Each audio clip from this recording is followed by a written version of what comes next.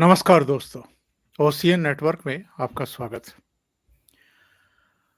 सोमनाथ मंदिर के लोकार्पण के अवसर पर पंडित नेहरू को भी जब प्राइम मिनिस्टर थे तो आमंत्रित किया गया था और वो नहीं गए थे, बल्कि तब के राष्ट्रपति डॉक्टर राजेंद्र प्रसाद जो वहाँ जा रहे थे और नेहरू के रोकने पर भी नहीं रुक रहे थे, तो नेहरू सरकार ने, मेरे विचार से खुद प्रधानमंत्री नेहरू ने ये सुनिश्चित किया था कि उनके भाषण का प्रसारण आकाशवाणी से ना हो, मीडिया में ज़्यादा प्रकाशित ना हो, हाइलाइट ना हो। और ऐसा उन्होंने क्यों किया था? और अब सोनिया गांधी जो कांग्रेस की सर्वे सर्वा बनी हुई हैं 1998 से, बल्कि उससे भी पहले से, राजीव गांधी की लिट्टे के आतंकवादियों ने 90 के दशक में श्री पेरुम्बदूर में हत्या की थी। ठीक है, 7-8 साल तक सोनिया गांधी पर्दे के पीछे से रही थी, लेकिन कांग्रेस का नियंत्रण तो तब भी उनके हाथ में था। पीवी नरसिम्हा राव के समय भी उनकी दखलंदाजी तो थी ही, और 1998 से तो वो लगातार कांग्रेस की सर्वे सर्वा बनी रही हैं, अध्यक्ष बनी रही हैं। कई ऐसे प्रकरण हैं जब दूसरे धर्मों से संबंधित कुछ घटनाएं हुई या जिनको हाईलाइट किया गया, तो सोनिया गांधी की पीड़ा निकल करके बाहर आई। मदर टेरेसा को जब संत की उपाधि दी गई, तो उस समय सोनिया गांधी ने स्पेशली मार्गरेट अल्वा को वहां भेजा था, एक पत्र लेकर के।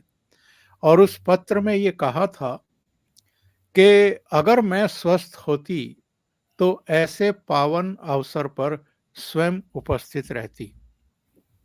मदर टेरेसा को संत का दर्जा दिया जा रहा है, तो आप वहां जाने के लिए उतावली थी। भगवान राम का मंदिर बनकर तैयार है, प्राण प्रतिष्ठा समारोह है, आपको ससम्मान न्यास ने आमंत्रित किया है, और आप उनके आमंत्रण को राजनीतिक कारणों से, राजनीतिक नफे नुकसान को देख करके ठुकरा रही हैं, तो ऐसे में सवाल तो खड़े होंगे। बहुत सारी ऐसी बातें हैं जिन पर चर्चा करना जरूरी है। तो मेरे साथ बहुत ही खास मेहमान जुड़ रहे हैं, वरिष्ठ पत्रकार, और जो इस तरह की तमाम घटनाओं पर बहुत बारीक नज़र रखते हैं। धीरेन्द्र पुंडीर जी जुड़ रहे हैं, उनको जोड़ करके चर्चा को आगे बढ़ाते हैं। धीरेन्द्र जी, बहुत सर स्वागत है। नमस्कार। नमस्कार सर।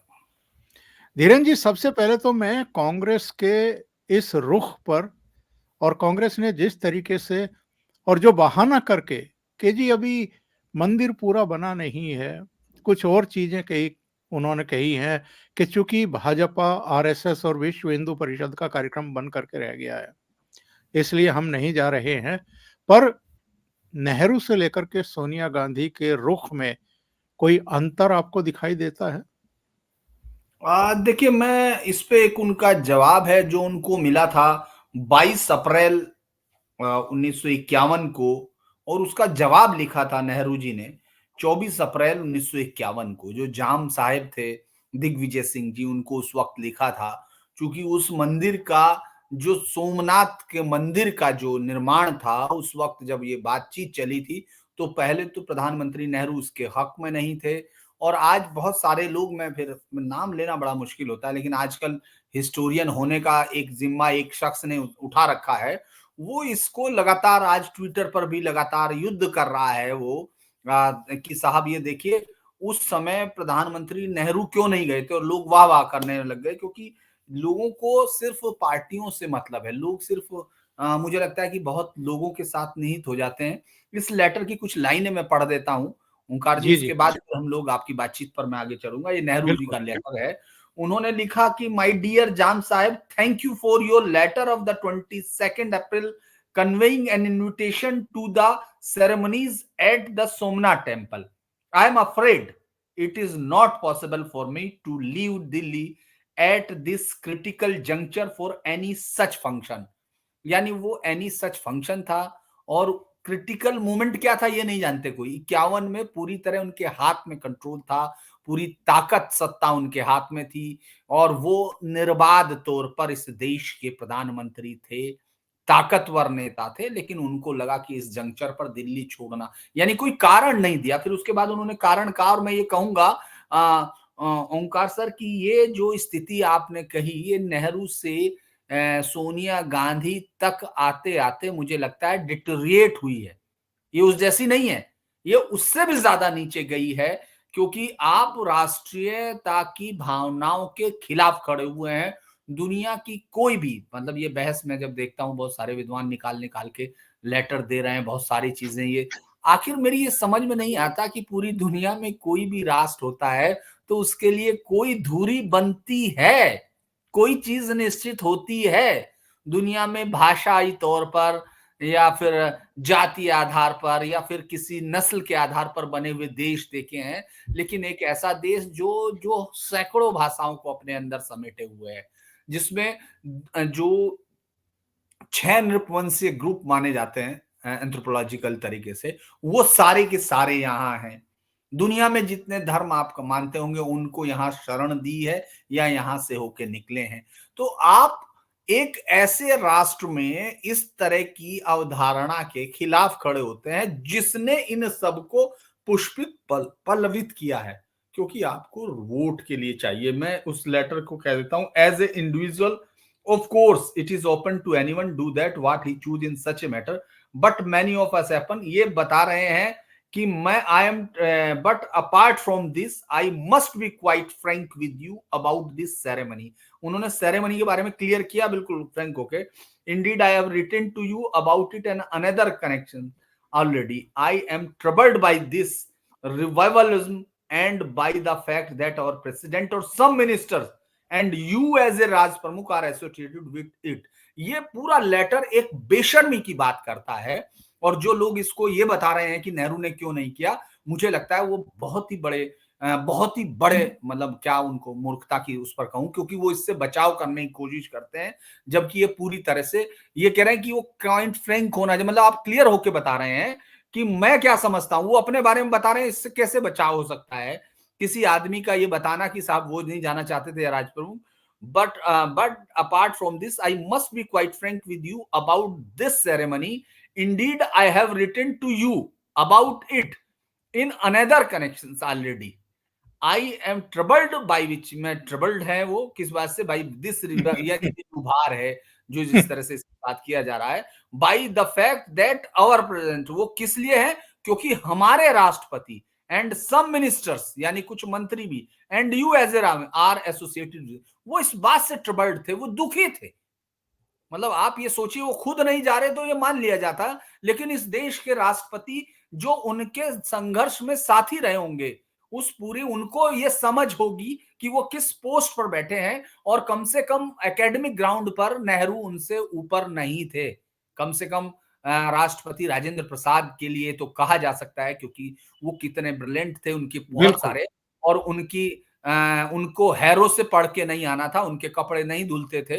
हालांकि ये हो सकता है कि एक टर्म हो, मैं नहीं कहूंगा, लेकिन फिर भी मैं ये कह रहा हूं कि उनके पिता 1 लाख रुपए रोज पर लड़ने वाले नहीं होंगे, केस के पैसे नहीं लेने वाले होंगे, या जब वो जेल में जाते होंगे तो उनको इतने सारे संसाधन नहीं मिलते होंगे, उनको जेल में रहते हुए सेनेटोरियम में नहीं भेजा जाता होगा उनकी वाइफ को। ये 100 कारण है। मैं ये नहीं कह रहा हूं कि किसी का योगदान, मैं नेहरू जी का भी योगदान नहीं मान रहा हूं कि कम रहा होगा लड़ाई में, लेकिन ये साफ तौर पर उनके उस कैरेक्टर्स को दर्शाता है जो सीधे तौर पर भारत की जो बेसिक अवधारणा उसके खिलाफ खड़ा था। पहली चीज मैंने लेटर को लेके क्लियर कर दिया कि नेहरू का जी, सोमनाथ के प्रति क्या रुख था। I think that it is not in line with the nature of our state and it will have bad consequences both nationally and internationally. मतलब उन्होंने एक तरह से एक भविष्यवाणी भी कर दी थी कि इसके बहुत नुकसान होंगे, और इसके नुकसान क्या होते हैं, शाबानो होती है। इसके नुकसान क्या होते हैं, स्वामी जब गो भक्त सन्यासी संसद पर आते हैं उन पर फायरिंग की जाती है, जिसमें बिल्कुल। कितने लोग मारे गए थे। स्वामी कृपात्री महाराज थे उस वक्त, बहुत सारे लोगों पर। आप क्या कहने आए थे, आप ये कहने आए थे कि गाय की रक्षा की जानी चाहिए। ये बहुत सारे इतिहास के कारण मैं बता सकता हूँ, बहुत सारी चीजें बता सकता हूँ जिसमें गाय ये बताते हैं कि हमारे जिंदगी का एक हिस्सा है, श्रद्धा का हिस्सा है। As individual, of course, it is open to anyone to do what he choose in such matter, but many of us happen to be more than private individual and we cannot associate ourselves from our public capacities. यानी इसमें clear cut ये letter के बाद कुछ कहने के लिए नहीं रह जाता कि नेहरू किस हद तक विरोध की हालत में गए कि वो इस बात से परेशान हो गए कि राष्ट्रपति जा रहे। उसके बाद फिर हम आ जाते हैं मौजूदा कांग्रेस पर, जो कि आपके सवाल का दूसरा हिस्सा है। जी, जी। सोनिया गांधी जब इस बात को खड़के इस बात को विरोध करते हैं, तो आम जनता को कैसा लगा होगा वो तो अलग बात है, लेकिन आप ये सोचिए अर्जुन भाई मोडवाडिया कोई ऐसे नेता नहीं है, जैसे मैं प्रमोद कृष्णम को जो अपने आप को आचार्य भी मानते हैं और बहुत सारे लोग बोलते तो यही नाम तो उन्होंने रख ही लिया है, आचार्य प्रमोद कृष्णम। अब वो आचार्य प्रमोद कृष्णम जैसे नेता नहीं है अर्जुन भाई मोडवाडिया। गुजरात के सीजन्ड पॉलिटिशियन है, लीडर ऑफ अपोजिशंस रहे हैं और बहुत बड़ा विराट उनका जो है अनुभव है। और मैंने ये मेरे लिए बड़ा व्यक्तिगत तौर पर है कि मैंने दोनों तीनों चुनाव में उनके साथ उनके घर जाकर लगातार इंटरव्यू किया है वहां मोडवाडिया जी से। तो मैं ये हैरान होता हूं कि मोडवाडिया जैसे नेता की सलाह आपने दरकिनार की। आपने राज्यों से प्रमुख आपने कहा कि मीटिंग की है, आपके लोग अलग अलग कह रहे हैं, और जयराम जो जिसके नाम का जिनके माता पिता ने नाम रखा होगा जय राम, वो हालांकि अपने बहुत सारे आइडिया में आपको दिखते हैं कि उनका नाम काफी, मुझे उनके माता पिता के प्रति श्रद्धा है कि उन्होंने वो नाम और रखा। सीताराम, वो सीताराम, तो सीताराम। सीताराम तो खैर और भी आगे हैं वो। तो वो हुँ। अब आप ये देखिए कि जयराम, और उसके बाद फिर आप विक्रमादित्य जिसने परसों ही कह दिया था, आपने देखा होगा, हिमाचल के मिनिस्टर हैं कांग्रेस के, जो वीरभद्र सिंह के बेटे हैं। तो इसीलिए जी हाँ। उन्होंने कहा कि हम तो जाएँगे क्योंकि हमको तो निमंत्रण मिला है। उसके बाद अजय राय ने तो ये कहा कि हम 15 तारीख को जाके नहा लेंगे और वो सब कर लेंगे। इसके बाद आज आपने इमरान मसूद को सुना होगा कि हम तो राम के वंशज हैं। तो ये इतने सारी वॉइसेस जो हैं, इनके ऊपर जाकर भी अगर कांग्रेस ने ये फैसला लिया है, तो मुझे लगता है कांग्रेस ने पहले ये तय किया है कि रायबरेली से सोनिया गांधी चुनाव नहीं लड़नी है, अमेठी से राहुल गांधी चुनाव नहीं लड़ेंगे। इसके बाद यूपी में चूंकि उनके पास खोने के लिए कुछ है नहीं, बिहार में वो जो भी है वो लालू यादव के और नीतीश कुमार के रहमो करम पर उनको रहना है। राजस्थान में वो पूरी तरह साफ थे पिछली बार, लोकसभा में अभी भी नहीं दिख रहा है। मध्य प्रदेश में साफ थे, कुछ नहीं दिख रहा है, अभी भी नहीं दिख रहा है। इसके अलावा हिमाचल, उत्तराखंड, ये जितने पार्ट हैं, यानी जो नॉर्दर्न पार्ट है या जिसको हम लोग हरियाणा है, काउट बेल्ट जिसको हम कहते हैं, वहां कांग्रेस लोकसभा में एक भी सीट लेने नहीं जा रही है जिस तरह से दिख रहा है। एक का मतलब ये मैंने मुहावरे के तौर पर इस्तेमाल किया, क्योंकि अगर एक दो सीटें मिलेंगी तो उसमें उनके लोग उठा के फिर ये चिपकाना शुरू कर देंगे, मैं इसलिए बता रहा हूँ। इसके अलावा जब आप साउथ की तरफ बढ़ते हैं तो शायद कांग्रेस को ये यकीन हो गया है कि उसको साउथ में शक्ति मिल रही है और उस शक्ति के पीछे मुस्लिम वोट का हाथ है, उनको ये लग रहा है। तो ये जो फैसला लिया गया है कांग्रेस के अंदर, जो कम्युनिस्टों की एक ताकत है, जो वो बढ़ रही है, जिसके सलाहकार अब जो कांग्रेस के जो कम्युनिस्ट पार्टियों से एसएफआई या दूसरे संगठनों से आए हुए नेता हैं, जो न केवल राहुल गांधी के सलाहकार बनते हैं, प्रियंका गांधी के सलाहकार हैं, और अब उन्होंने जो कांग्रेस के बीच की एक विचारधारा थी उसको पीछे करके अपने एजेंडे को लागू करने का एक काफी बड़ी ताकत हासिल की है। ये उसी लॉबी की देन है, मुस्लिम वोटर्स के लिए लड़ाई है, और उत्तर प्रदेश में ये कोशिश है कि समाजवादी पार्टी से आगे निकल के दिखाया जाए, क्योंकि अगर हार जाते हैं, अगर उनका समझौता नहीं होता है, एक और मैं बता दूं, उसमें आपको थोड़ा डाटा बहुत अच्छा लगेगा, वो कि जी, जी। कांग्रेस पिछली बार 67 सीटों पर लड़ी थी, आपको मालूम हो, याद होगा आपको, और उसमें से 4 सीटें छोड़कर बाकी सब पर जमानत जब्त हो गई थी। कांग्रेस ने पिछली बार राष्ट्र जो उत्तर प्रदेश के चुनाव में राष्ट्र के जो खजाना है उसमें ज्यादा, सब किसी भी पार्टी से ज्यादा योगदान दिया, क्योंकि 64 में 25,000 रुपए के हिसाब से आप सोचिए उन्होंने जमानत जब्त कराई। उसके बाद 2022 के चुनाव में कांग्रेस उत्तर प्रदेश में 399 सीट पर लड़ती है और 387 पर जमानत जब्त कराती है। इस हिसाब से उन्होंने 10,000 रुपया पर सीट सरकारी खजाने में जमा कराया है। तो ये उसका रिकॉर्ड है, उत्तर प्रदेश में ये रिकॉर्ड है। लेकिन वो सोच रहे हैं कि अगर मुस्लिम पूरे देश में जो मजबूर होकर बीजेपी के खिलाफ, चूंकि बीजेपी के खिलाफ जिस तरह से वो वोट करता है, गोलबंद होता है और सीधे तौर पर, विशुद्ध तौर पर उसका कोई एजेंडा नहीं होता, वो जाति, वो सिर्फ धार्मिक आधार पर वोट करता है। मुझे लगता है कि यही एक बड़ा कारण है कि जो जवाहरलाल नेहरू से लेके अब तक उस परंपरा को बनाए रखने की कोशिश की गई, लेकिन वो परंपरा वोटों पे टूटती है। उसमें 1979 का वो दिन याद होगा, 1989 का, जब राजीव गांधी ने अयोध्या से अपने चुनाव अभियान की शुरुआत की थी और कहा था कि राम राज्य की शुरुआत है। जी। धीरेन जी, मैं रशीद किदवई को सुन रहा था एक टेलीविजन चैनल पे। वो तर्क दे रहे थे कि जो दक्षिण की लॉबी है उसके प्रेशर में आकर के कांग्रेस ने और सोनिया गांधी ने ये फैसला किया कि ये अयोध्या नहीं जाएंगे।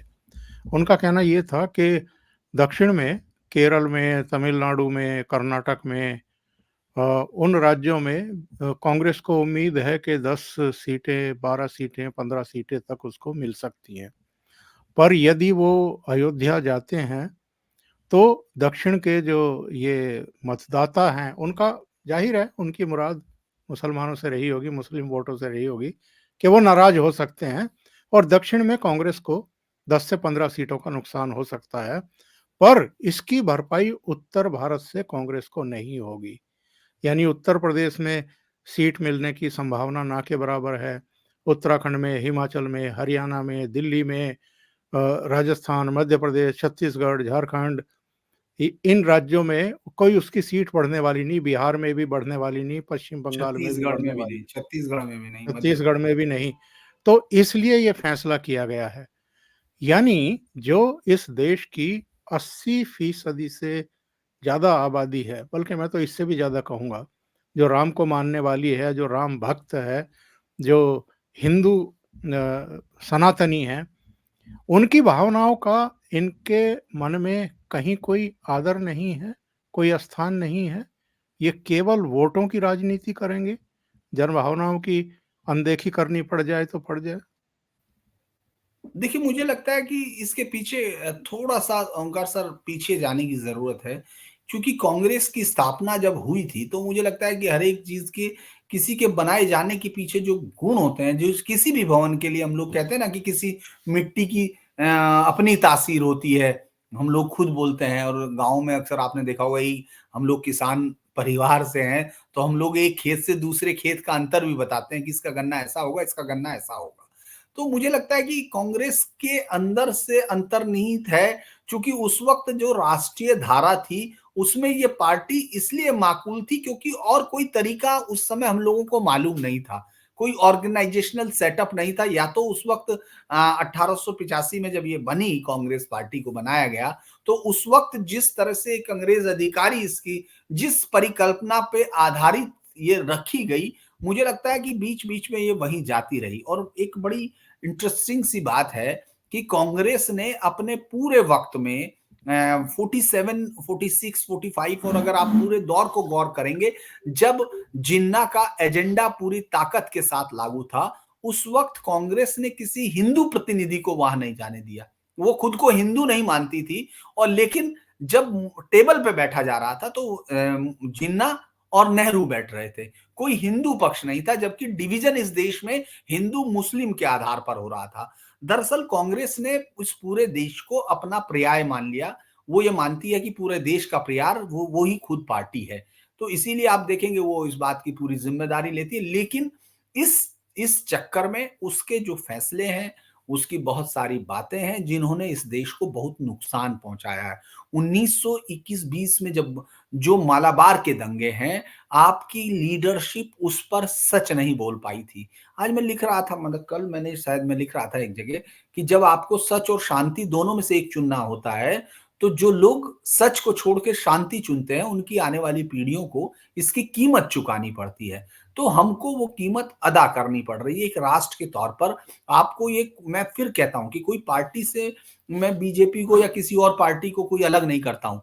बहुत सारे लोगों को लगता होगा कि ये किसी पार्टी में ना किसी से भय खाता हूँ ना किसी को, लेकिन मुझे ये लगता है कि इन सब में भी आपको ये देखना पड़ेगा कि आखिर कांग्रेस का एजेंडा क्या था। कांग्रेस एक पार्टी के तौर पर चाहती क्या है, एक राष्ट्र का मतलब क्या है, क्योंकि एक डिवीजन, जब इतना बड़ा डिवीजन हुआ, तो उस डिवीजन में आपने एक देश का इतना बड़ा हिस्सा दिया, लेकिन आपने उससे सबक नहीं सीखा।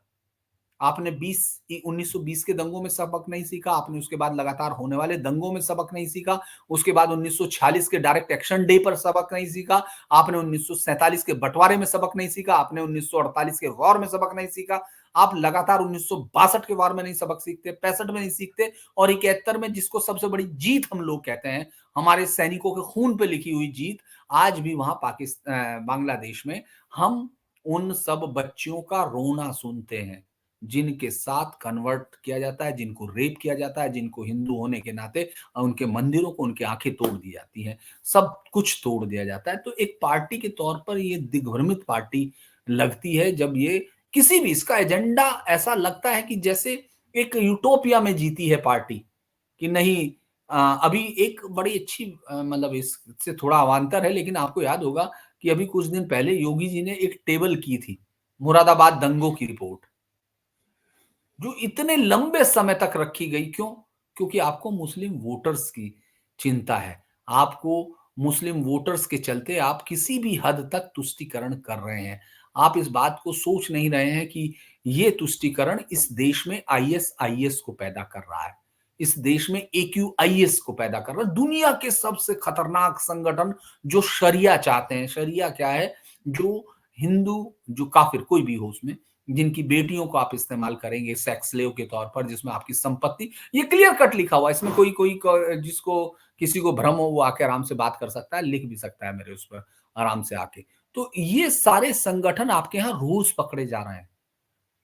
35-40 साल के केस हैं, लेकिन आप उस पर बात नहीं कर रहे हो, चूंकि आपको लगता है आप किसी भी तरह सत्ता में आ जाएं, आप किसी भी तरह वोट को तोड़ दें और इस देश से उस पर बात ना करें। आप किस पर बात कर रहे हैं? आप कह रहे हैं, आप देखेंगे, आप अक्सर इस समय एक नया नैरेटिव चलता है, जो कभी जिंदगी में मणिपुर नहीं गया होगा वो भी इस समय लिखता है प्रधानमंत्री मणिपुर नहीं गया, प्रधानमंत्री मणिपुर पे बात नहीं करते, प्रधानमंत्री ये नहीं करते। अरे तुम मणिपुर कितनी बार गए होंगे, लेकिन आजकल आप देखेंगे चूंकि ये एक नफरत का, मुझे लगता है कि ये पार्टी से ज्यादा एक नफरत भरा गैंग ज्यादा हो गई, जो सत्ता में आने के लिए बिल्कुल कुछ भी कर देने की स्थिति में है। आप मंदिर जाते हो भाई, क्यों जाते हैं? तब आप जब चुनाव होते हैं तब अचानक मंदिरों में जाने लगते हैं। आपकी पार्टी का कोई आइडिया ही क्लियर नहीं है। जो रशीद किदवई जो कह रहे हैं, माफ कीजिए जो भी है उनका नाम, वो जो ये कह रहे हैं, तो साउथ की सीटों में आपको मुस्लिम वोटर्स की उन तमाम जगह पर आपको रीजनल पार्टियों की सेकेंडरी पार्टी के तौर पर लड़ना पड़ेगा। आप सेकेंडरी पार्टी के तौर पर लड़ेंगे जहां भी लड़ेंगे। आप अपने आप में ताकत सिर्फ तेलंगाना में थे, आंध्रा में आप साफ है, तमिलनाडु में आप पूंछ से ज्यादा नहीं है, केरल में आपको वामपंथी पार्टी दोबारा रिकॉर्ड तोड़ के आ चुकी, बंगाल में आपको 2 सीट देने को कोई तैयार नहीं है। तो एक सिर्फ जो है जिस तरह का, मुझे लगता है कर्नाटक में बहुत ज्यादा रिजल्ट में पिछली बार के लोकसभा चुनाव से अंतर नहीं आने जा रहा, क्योंकि बीजेपी और जेडीएस मिलकर वहां साफ कर देगी। तो मुझे लगता है ये एक स्ट्रेटेजिकली भी एक पार्टी का गलत दांव है। ये बहुत अच्छा दांव नहीं है, क्योंकि आप बहुत लंबे समय तक एक फैसले, क्योंकि आप अब इस प्रोसेस को रोक नहीं सकते हो। आप इस देश में जिस तरह का जन उभार देख रहे हो, बल्कि मैं आपको आज एक वीडियो तमाम दर्शकों को और आपको भी देखना चाहिए, मैंने वो ट्वीट भी किया है, पता नहीं आपने देखा है कहीं और पे भी।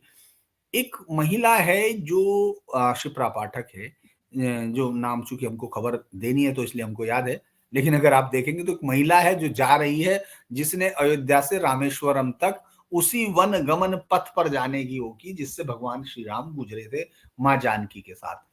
अब वो उस पथ पर जाने के लिए तैयार है, नासिक के करीब पहुंची हुई है, तो मैं देखता हूं कि भीड़ आ रही है सड़क पर और उनके पैर छू रही है। ये पहला दृश्य है। लेकिन जब आप उस दृश्य को गौर से देखेंगे तो जो बुजुर्ग, बच्चे और तमाम लोग पैर छूने जा रहे हैं, वो उस चलती हुई सड़क पर पहले अपनी चप्पलें उतारते हैं, फिर जाके उस महिला के पैर छूते हैं, जबकि उनको ना उस महिला से कोई मतलब है ना वो जानते हैं, और ये भी मालूम नहीं उनको कि ये पूरा करेंगी कि नहीं करेंगी इस यात्रा को। हाँ जी, इसमें आप गौर कीजिए, अगर ये ट्वीट, इसको अगर आप ये देखिएगा, आप ये देखिएगा कि ये शख्स, आप चलाइए चलाइए इसको और आप इसको क्लिक, हाँ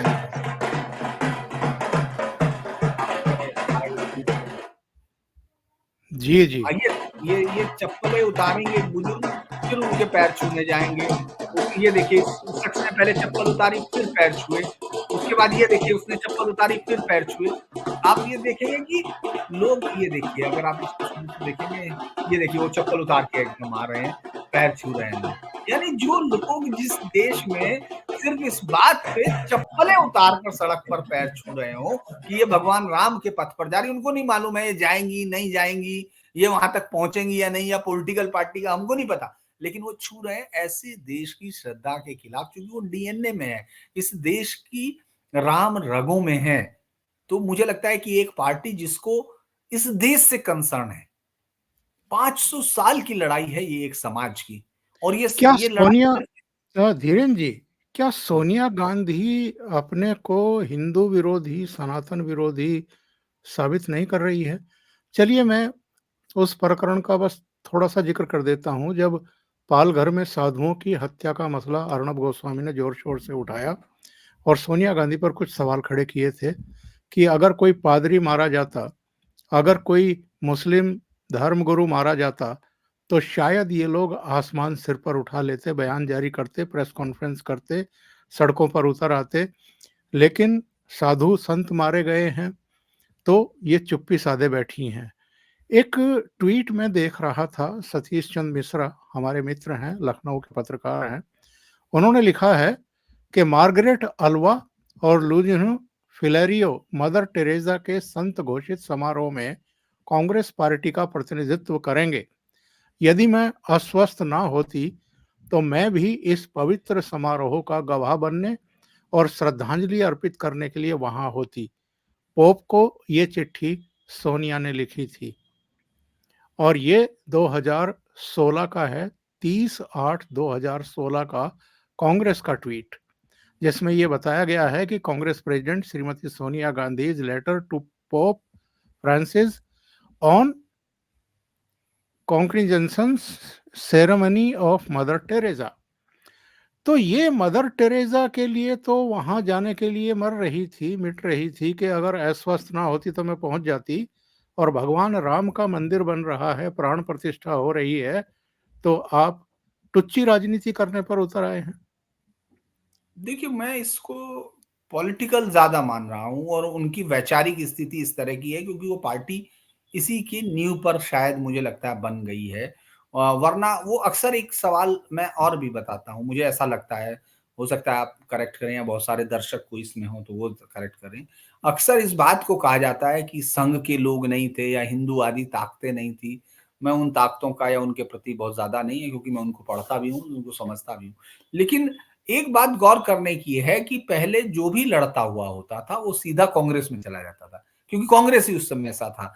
तो कांग्रेस में जाने में आपने देखा होगा के एम मुंशी जैसे लोग या तमाम जिसरे लोग हैं, चाहे वो महामना मालवीय हों या वो विशुद्ध कौर पर पी एन टंडन, वो लोग पुरुषोत्तम दास टंडन हैं, ये तमाम लोग कौन थे? इन लोगों के अंदर हिंदू संस्कार कूट कूट कर भरे हुए थे। अगर हम अयोध्या के आंदोलन के वक्त की लड़ाई में गौर करें तो मैं आपको ऐसे बहुत सारे नाम गिनवा सकता हूं, चाहे दाऊद दयाल खन्ना हो या वो लोगों जिन्होंने बाकायदा इस पूरी लड़ाई में हिस्सा लिया, वो कांग्रेस के लोग थे। तो ये नहीं कह सकते कि वहां, लेकिन इस पार्टी में कुछ ऐसा बन गया है कि जो सत्ता के लिए एक लंबे समय से तुष्टीकरण, मतलब जैसे ही आजादी हुई पंडित नेहरू के लिए शायद ये एक बहुत बड़ी हार रही होगी, जिन्ना से हारना। उनको जिन्ना ने शायद उनको ये बताया कि आप मुस्लिमों के लीडर नहीं हो सकते, तो उनको ये समझना चाहिए था, कारण समझने चाहिए थे कि आखिर क्या कारण है। उससे पहले 1939 और 1945 में जब अंबेडकर अपनी किताब लिख चुके थे और उसमें क्लियर कर चुके थे, मतलब उन्होंने कहा था कि मुझे आज भी याद है उसका हिस्सा किताब का, और आपने भी किताब पढ़ी है, भारत पार्टीशन और या पाकिस्तान का जो जन्म था, पाकिस्तान, उसमें उन्होंने साफ तौर पर कहा था कि ये ब्लैकमेल करके अपनी ताकत का इस्तेमाल करेंगे मुस्लिम। उन्होंने लिखा हुआ कि वो ताकत करके अपनी पॉलिटिकल पावर के साथ, वो धौंस की राजनीति के साथ आप आगे जाकर बहुत ज्यादा गैर जरूरी रियायतें लेंगे, ये क्लियर कट था, और उन्होंने पूरे डिवीजन के बारे में अपने विचार प्रकट किए थे। तो आप जिस लीडर को अपना कानून मंत्री बनाते हैं, जिस लीडर को जो ड्राफ्टिंग करते हैं, आप उनकी सलाह नहीं समझते हैं। आप उसके बाद, चूंकि ये हार मुझे लगता है, मैं ये व्यक्तिगत तौर पर कह रहा हूं कि ये हार उनको कचोटती रही होगी नेहरू, वो लीडर नहीं है, वो लीडर उनको मुसलमानों में हरा दिया, उन्हें, चूँकि जबकि उन्होंने तो अपने आप को बहुत करीब बनाने की कोशिश भी लॉ में उसको देश का शिक्षा मंत्री तक बनाया। लेकिन मुझे लगता है कि उसके बाद कांग्रेस के अंदर एक ग्रंथि बन गई। मैं इसलिए कह रहा हूँ क्योंकि आपको ज़्यादा आसानी से याद होगा कि कांग्रेस के वोट बैंक के तौर पर हम लोगों ने दलित, मुस्लिम्स और ब्राह्मण्स, इसको पूरे वेस्टर्न यूपी में तो मैं यही मानता था कि इसी को पहला कोर बैंक कहा जाता था। अगर मैं गलत हूँ तो आप मुझे सही कर सकते हैं। यही कहा जाता था कि ये कांग्रेस का वोट बैंक है। तो उस वक़्त से ही आप ये देखिए कि एक इतना बड़ा चेंज, फायरिंग होना, साधुओं पे फायरिंग होना, जो गाँव को राष्ट्रीय पशु या जो भी उसकी गौ हत्या पर कानून बनवाने के लिए आए थे। उसके बाद फिर आप 1900 उसके बाद 75 की इमरजेंसी में जो कोशिश की गई थी पहले संजय गांधी जो की थी, लेकिन उसके फिर पलट के उन सारी चीज़ों को आपने 80 में आप शाही इमाम, आपको याद होगा कि हर वक़्त 80 के अखबारों को अगर आप उठा के गौर कर लें 80 के दशक को, तो हर तीसरे चौथे दिन जामा मस्जिद से जुलूस निकलता था फिलिस्तीन और पता नहीं कहाँ-कहाँ दुनिया भर के अलग-अलग हिस्सों के लिए सड़कें जाम हो जाती थी, फिर उनको मनाया जाता था। फिर वो बाकायदा कांग्रेस पार्टी के लिए वो भी ऐलान भी करते थे चुनाव में। तो ये सब चीज़ें उस दौर की कांग्रेस की एक पार्टी की नीति बन गई। उनको ये कहना बड़ा रेयर हो गया कि वो सही बात पे उनको ये कह सकें कि ये अब दौर नहीं चलेगा। अब डिवीज़न एक हो चुका।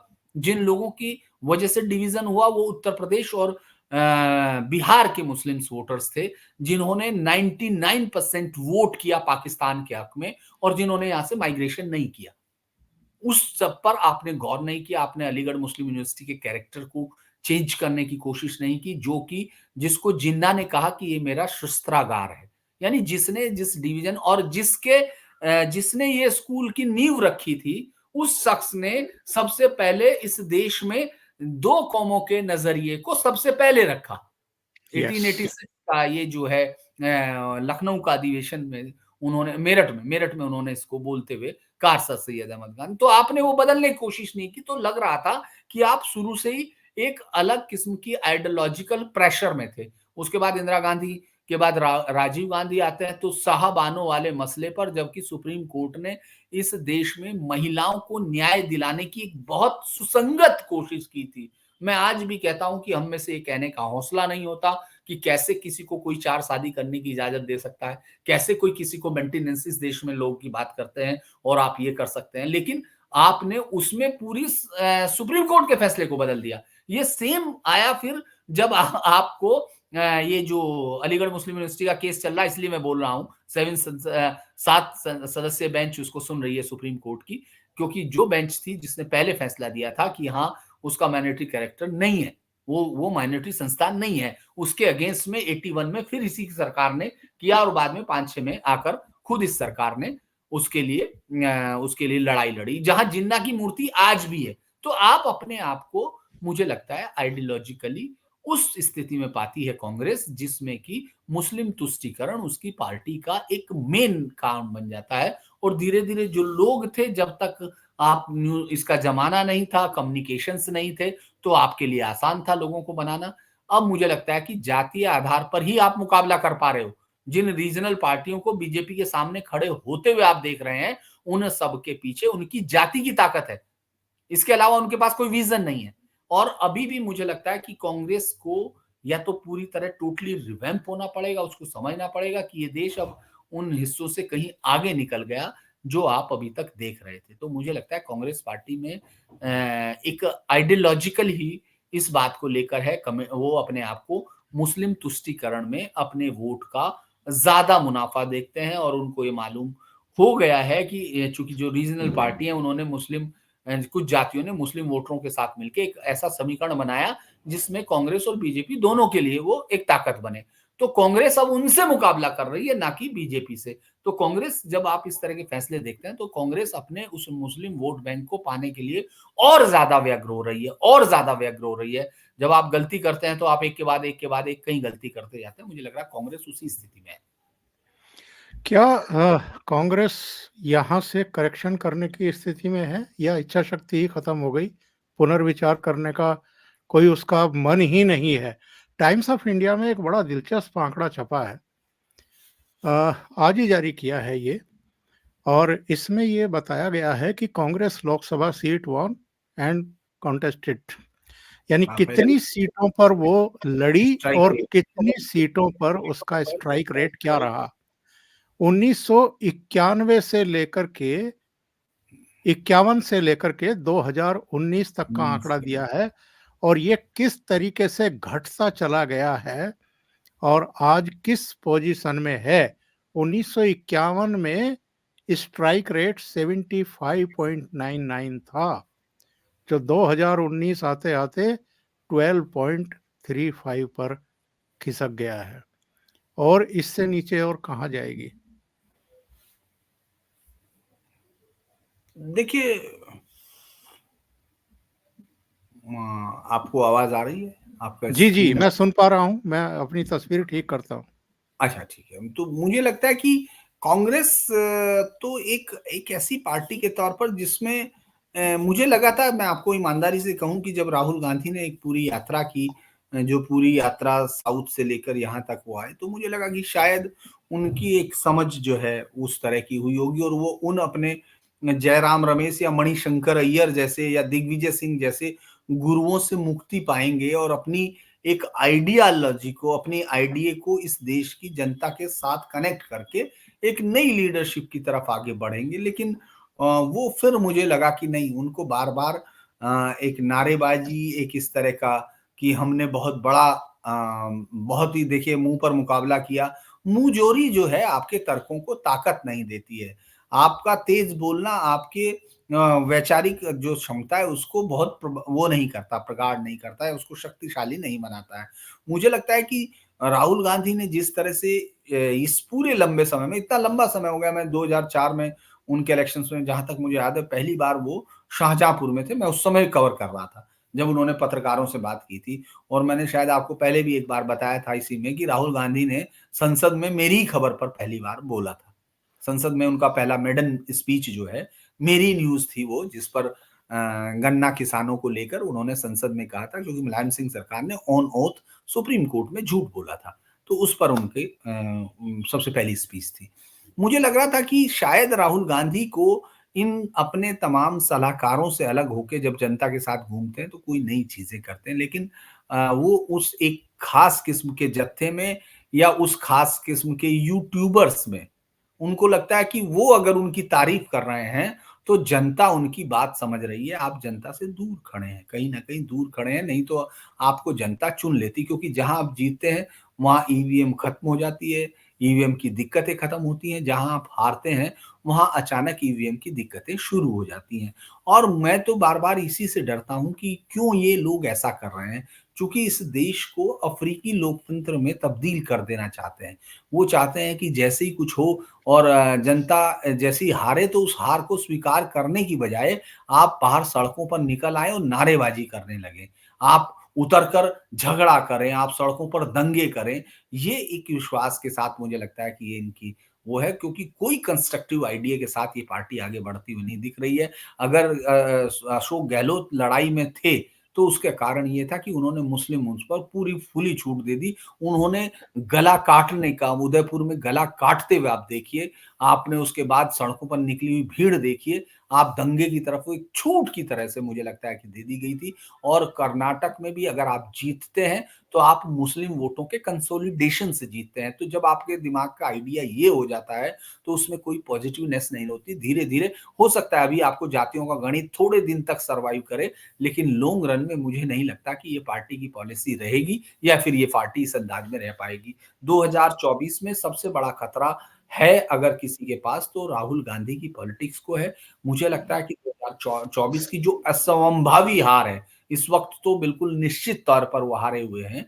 वो उसके बाद उनकी पार्टी को एक रास्ता ढूँढना होगा और मुझे लगता है राहुल गांधी को भी तब रास्ता ढूँढना होगा और इन लोगों से मुक्ति पानी होगी जो उनको देश की अंतरात्मा के खिलाफ खड़ा करते हैं या एक खास किस्म, क्योंकि इसका एक नुकसान भी है। मैं इसको कई बार देखता हूँ ओंकार सर, इसका सबसे बड़ा नुकसान ये है कि हमने चूँकि सच नहीं बोला, तो लिहाज़ा उन लोगों ने उस झूठ पर भी यकीन कर लिया या उन्होंने उस पर भी यकीन कर लिया जो हमने बोला नहीं था। इसका कारण ये है कि आप हर हर जगह एक मुस्लिम विक्टिमहुड देखेंगे, आप एक जगह हर जगह आप दंगाइयों का एक खास हुजूम देखेंगे। आप केरल के अंदर से सबसे ज़्यादा, जिसको पढ़ा-लिखा स्टेट आप कहते हैं, वहाँ सबसे ज़्यादा लोग आईएसआईएस में शामिल होने गए थे। आप देखिए प्रोफ़ेसर का हाथ टीजे जोसेफ का, इसलिए मैंने आज ट्वीट किया था, उनकी 1000 कट मेरे पास रखी है। वो किताब जो उन्होंने, जब इसमें उनको नौकरी से निकाल दिया गया था, वो सरकारें खड़ी नहीं हो पाई। जिस आदमी को सिर्फ़ एक सवाल पूछने पर, पैगंबर मोहम्मद के नाम पर एक सवाल पूछा गया, उसमें इस निंदा पे काट दिया गया, लेकिन आपने उस पर एक्शन नहीं लिया। आप आईयूएमएल, इंडियन मुस्लिम लीग के नाम से कोई पार्टी कैसे हो सकती है इस देश में?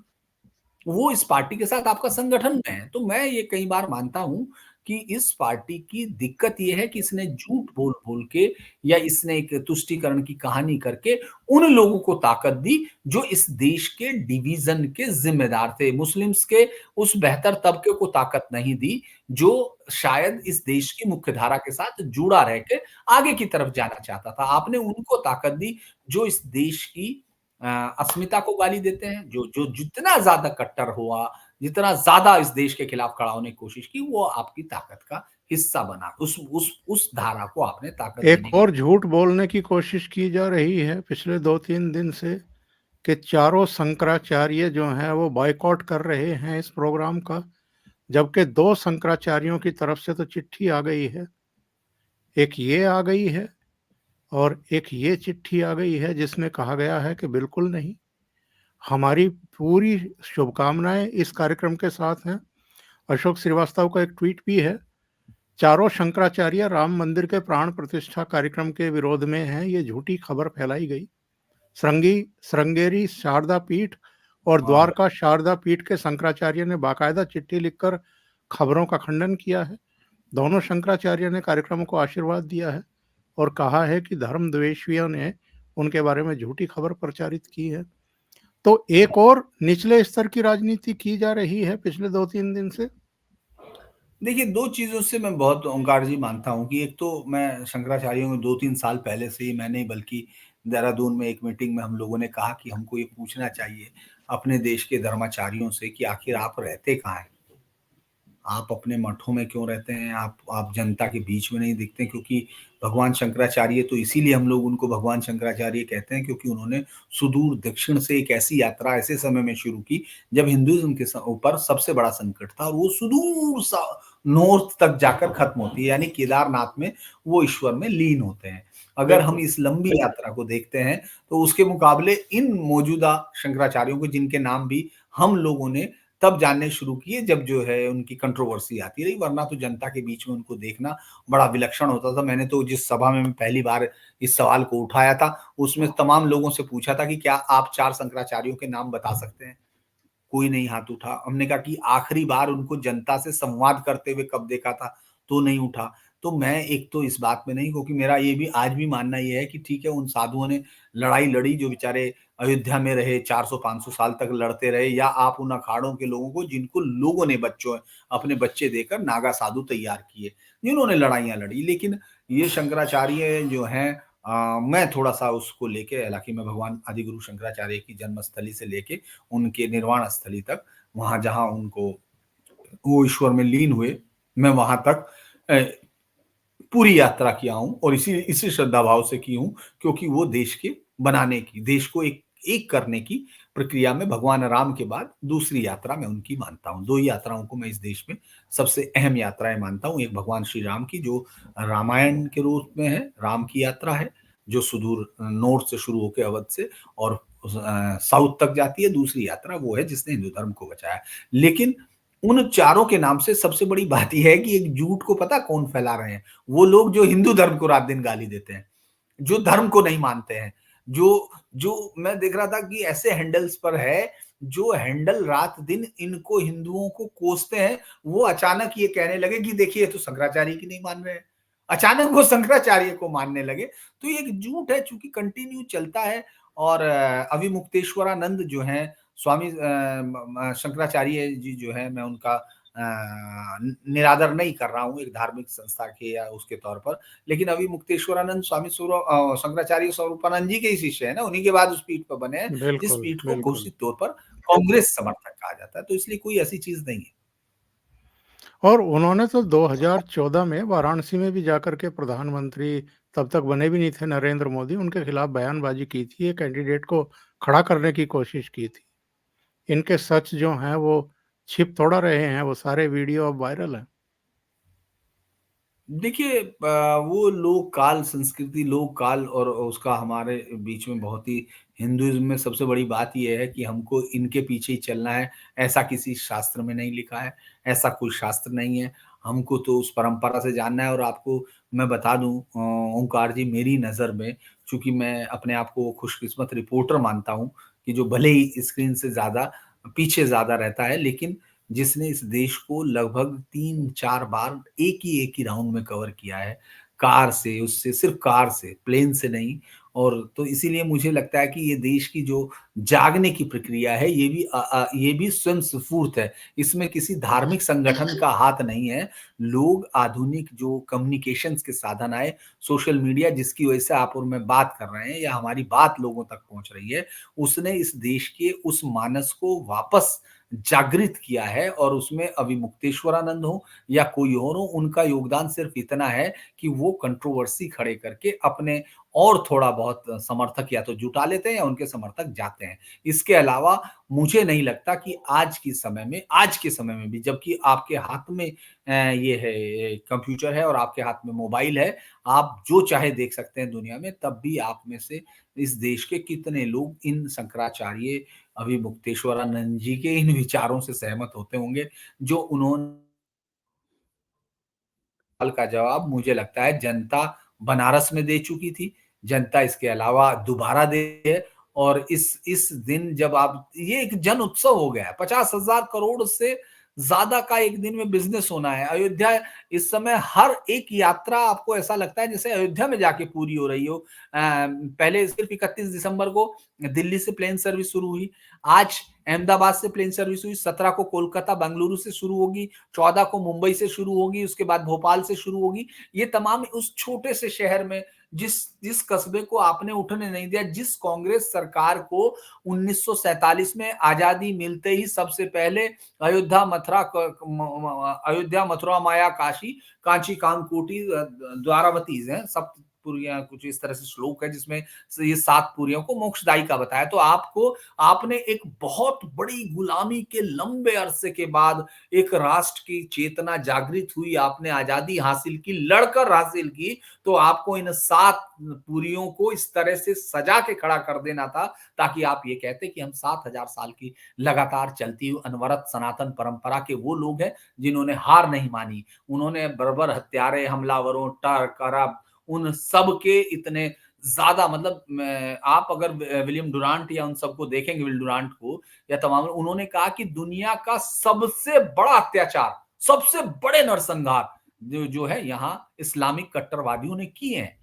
तो आपने उनके खिलाफ खड़े होकर जंग जीती है, तो अगर आपके अंदर वाक़ई इस राष्ट्र के लिए होता, तो आप पहले उन 7 पुरियों को एक बार खड़ा करके और ये कहते कि हाँ, हमने उस 7,000 साल की परंपरा के साथ अपने आप का निर्वहन किया है। आपने उन शहरों को कुछ नहीं किया, आपने एक कस्बे में बदल दिया उसको। तो इसीलिए स्वामी वापस माफ़ कीजिएगा मैं इधर चला जाता हूँ क्योंकि बहुत सारी बातें होती हैं ज़हन में।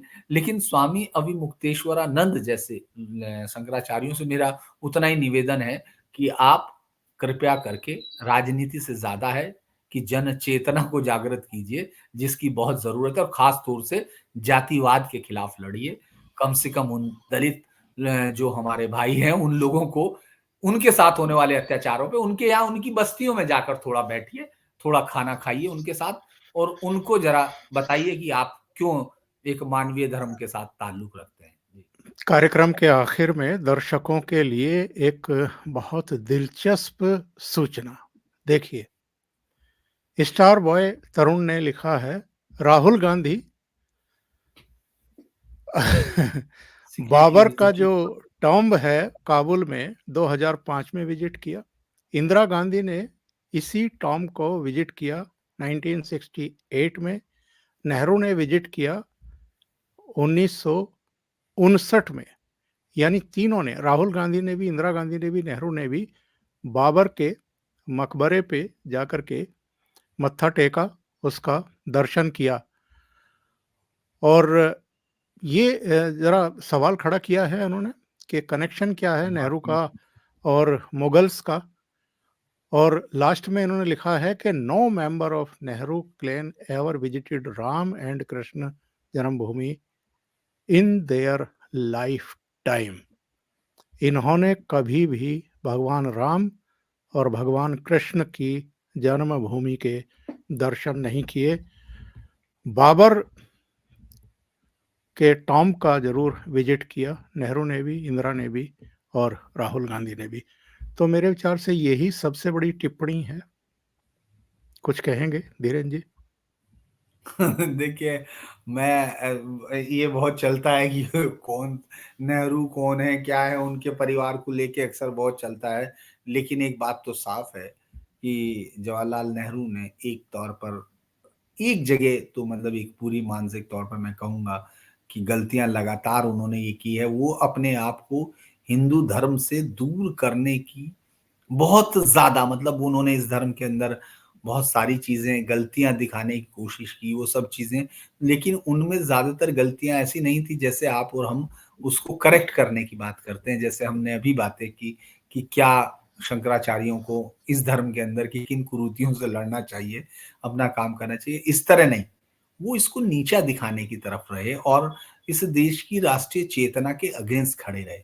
मैं हर बार एक ही बात बोलता हूँ और ये बात मैं कम्युनिस्ट की बात बोलता हूँ। देखिए दुनिया के अलग हिस्सों में ओंकार सर मैं बताऊँगा, जा तो रहे हैं बातचीत करते हुए लेकिन ये बहुत इंटरेस्टिंग बात है कि पूरी दुनिया में जो कम्युनिस्ट हैं, खासतौर से अफ्रीकन कंट्रीज़ में चाहे वो फ्रेंच फैनन हो, अमिल्कार cabral हो या फिर आपके ये अपने सेदौन सेगौर हों या फिर आपके नगुगी वा थिओंगो हों, वो एक चीज़ पर बहुत ज़ोर करते हैं, मैं उनके जब लिटरेचर को पढ़ता हूँ, कि किसी भी राष्ट्रीय जो अस्मिता पर जो संकट आता है, उसके अगेंस्ट लड़ने के लिए वो संस्कृति को हथियार बनाते हैं। यानी संस्कृति के अंदर वो शक्ति होती है, वो बीज होता है जो लड़ते हैं। लेकिन अगर आप गौर करेंगे, तो नेहरू की सबसे बड़ी मुझे लगती है दिक्कत कि उन्होंने इस संस्कृति को कम्युनिस्टों की तरह मिटाने की कोशिश की, ना कि इसको एक हथियार बना के एक राष्ट्र को खड़ा करने की।